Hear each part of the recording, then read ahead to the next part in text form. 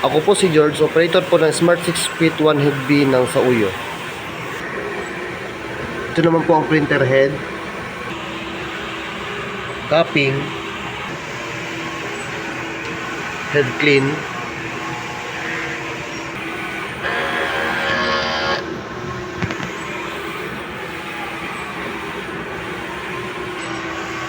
after mag-head clean, punasan ang wiper.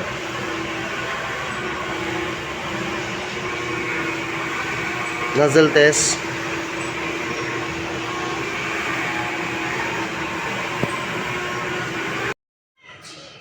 Ito naman po yung ink tank. Nasa tamang level naman po. Ito naman po yung EVR. Ito naman po yung waste tank. Nabal na po siya last week. Ito naman po yung ICC profile. This week, nakapag-print kami ng total of 71 meters. At ito naman po sa consumables.